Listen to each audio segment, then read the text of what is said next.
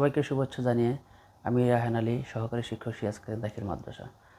আমি নবম ও দশম শ্রেণীর সাধারণ গণিত বই থেকে প্রথম অধ্যায়ের 19 পৃষ্ঠার 12 নম্বর আবৃত দশমিক ভগ্নাংশ প্রকাশ।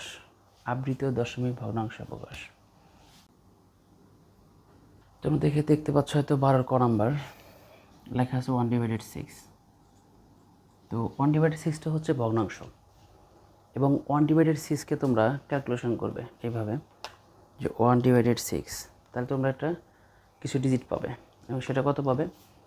তোমরা পাবে 0.16666, এরকম তোমরা 8টা 6 পাবে।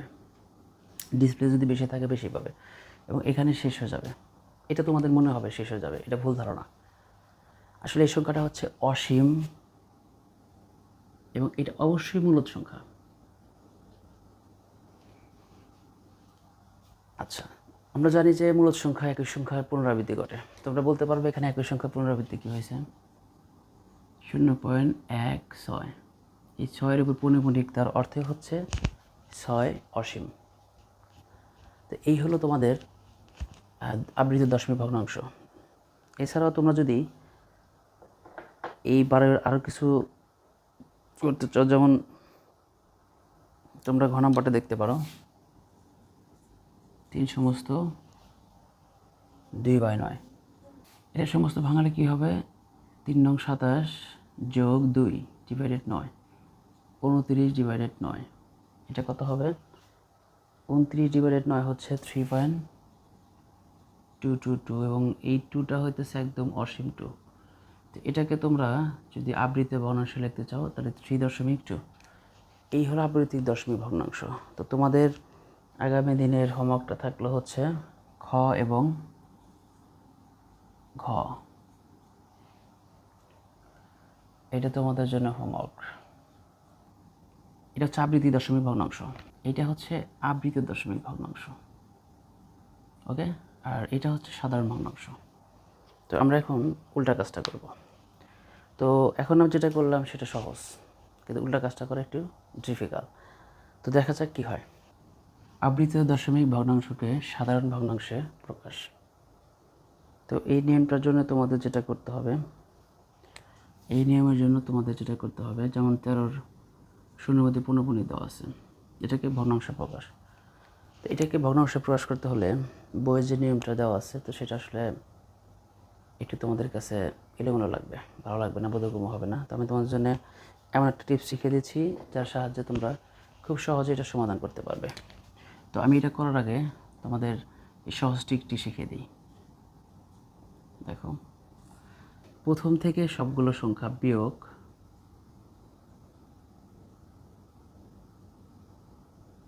বিয়োগ পৌনঃপুনিক সংখ্যা বাদে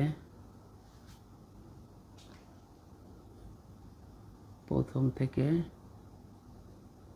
সবগুলো সংখ্যা। আমি কি লিখছি দেখো, প্রথম থেকে সবগুলো সংখ্যা বিয়োগ পৌনঃপুনিক সংখ্যা বাদে প্রথম থেকে সবগুলো সংখ্যা। নিচে হচ্ছে 1 সহ, অর্থাৎ 1 থাকবেই।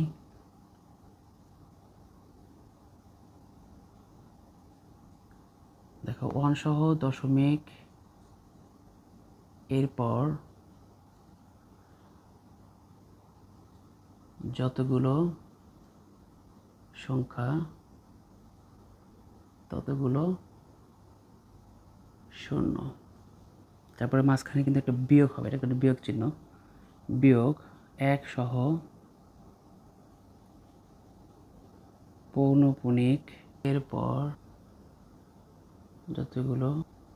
যতগুলো সংখ্যা ততগুলো শূন্য। তোমরা প্রথমে সবগুলো সংখ্যা লিখবে, তারপরে কী করবে? পৌনঃপুনিকটা বাদ দিয়ে দেবে, বাদ দিয়ে যা আছে তাই লিখবে। যেমন আমি এটাকে তোমাদের যদি এখানে করে দিই তাহলে খুব ভালো বুঝতে পারবে তোমরা। প্রথম থেকে সবগুলো সংখ্যা কি? 0, 2। আমি বলবো যে 0 কোনো সংখ্যার আগে বসে না, দিলে সমস্যা নেই। তো 0 2, তারপর প্রথম থেকে সবগুলো সংখ্যা বিয়োগ পৌনঃপুনিক বাদে কী থাকে? 0 থাকে। 1 দিতে হবে, 1 সহ, মানে 1 থাকবে। দশমিকের পর যতগুলো সংখ্যা, দশমিক সংখ্যা আছে কয়টা? একটা, তাহলে একটা 0 বিয়োগ 1 সহ, মানে 1 থাকবে। পৌনঃপুনিক সংখ্যা বাদে দশমিকের পর দশমিকের পর কোনো সংখ্যা নেই, যার কারণে যেহেতু যতগুলো সংখ্যা ততগুলো 0, এখানে কোনো সংখ্যাই নেই পৌনঃপুনিক বাদে দশমিকের পর, যার কারণে আর কোনো সংখ্যা হবে না। তো দেখতেই পাচ্ছ তোমরা 2/9, এটাই হচ্ছে 0.2 এর সাধারণ ভগ্নাংশ 35। এটা দুইটার উপর পৌনঃপুনিক, এটা দুইটার উপর পৌনঃপুনিক। প্রথম থেকে সবগুলো সংখ্যা বিয়োগ পৌনঃপুনিক বাদে সবগুলো সংখ্যা। দেখো প্রথম থেকে সবগুলো সংখ্যা, আবারও দেখো প্রথম থেকে সবগুলো সংখ্যা হচ্ছে কত? 035 বিয়োগ পৌনঃপুনিক বাদের সবগুলো সংখ্যা। পৌনঃপুনিক বাদের সংখ্যা আছে 0। এখন তোমরা প্রশ্ন করতে পারছো দশমিক, পৌনঃপুনিক এগুলো দিচ্ছে না, কারণ এগুলো থাকবে না। তো তারপরে 1 এবং 1 সহ কী লেখা আছে? 1 সহ দশমিকের পর যতগুলো সংখ্যা, দশমিক পর সংখ্যা আছে 2টা, তাহলে 2টা 0 বিয়োগ 1 দশমিকের পর পৌনঃপুনিক বাদে যতগুলো সংখ্যা আছে। দশমিকের পর আমরা দেখছি পৌনঃপুনিক বাদে কোনো সংখ্যা নেই, তাহলে 0 বসবে না। তো এভাবে 35 ডিভাইডেড কত হবে? আচ্ছা, এখানে আমরা না লিখি, এভাবে 35 ডিভাইডেড 99। তো এটাকে আসলে আমরা অন্য কোনো সংখ্যা দিয়ে ভাগ করতে পারছি না, যার কারণে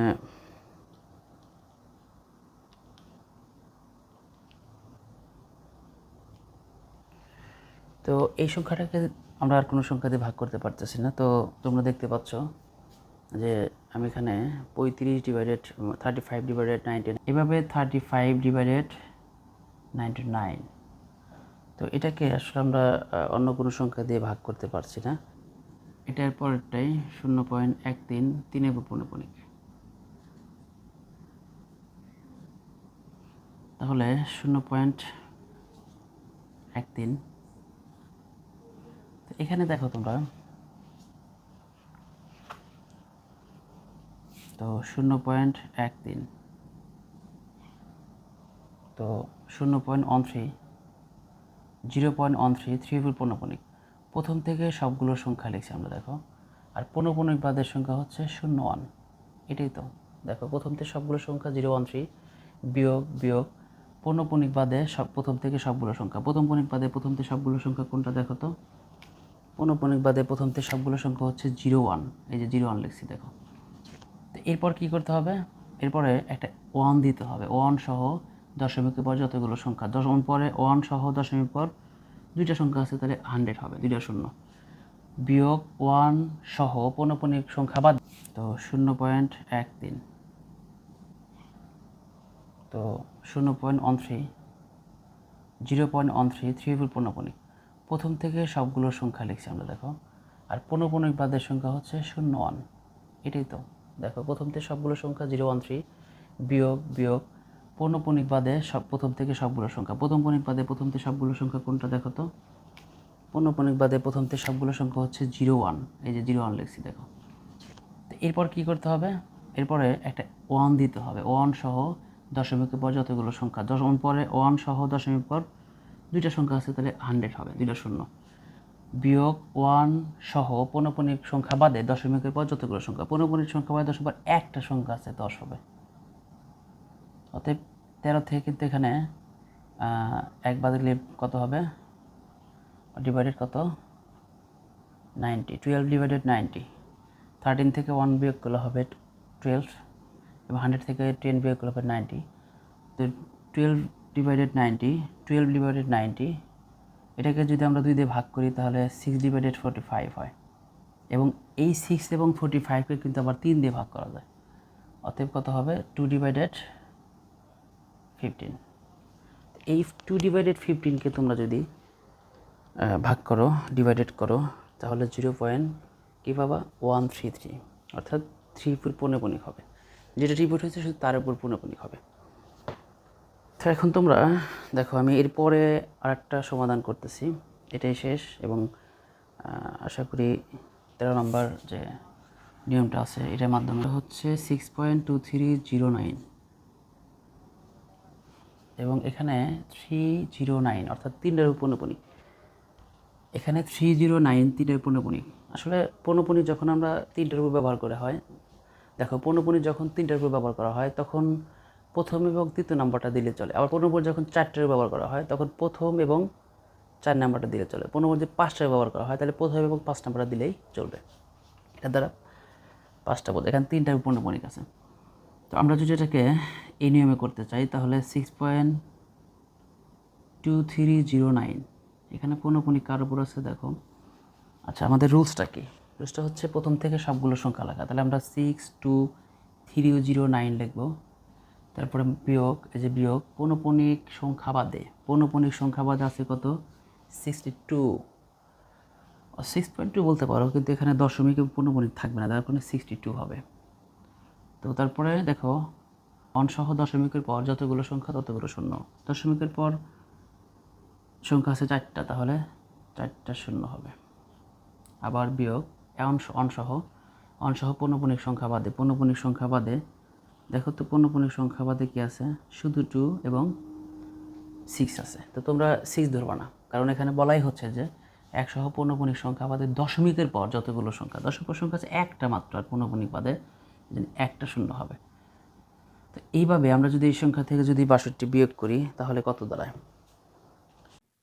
62,000 সরে কত হবে? 62,247 ডিভাইডেড 990। 62,247কে যদি আমরা 3 দ্বারা ভাগ করি তাহলে 2,749 এবং 330 থাকবে। তো আশা করি তোমরা আজকে আবৃত্তি দশমিক ভগ্নাংশ থেকে সাধারণ ভগ্নাংশ প্রকাশ করা শিখলে। তো আমি আবার আরও ভিডিও নিয়ে তোমাদের সামনে হাজির হব। যদি ভালো লাগে অবশ্যই তোমরা লাইক কমেন্ট করবে, যদি ভালো লাগে ভিডিওটি অবশ্যই তোমরা লাইক করবে, এবং যারা ইউটিউব থেকে ভিডিওটি দেখতেছো অবশ্যই সাবস্ক্রাইব করে নেবে, তাহলে নতুন নতুন ভিডিও তোমরা খুব দ্রুত পেয়ে যাবে। এবং যারা ইউটিউব থেকে ভিডিওটি দেখতেছো অবশ্যই সাবস্ক্রাইব করে নেবে, তাহলে নতুন নতুন ভিডিও তোমরা খুব দ্রুত পেয়ে যাবে।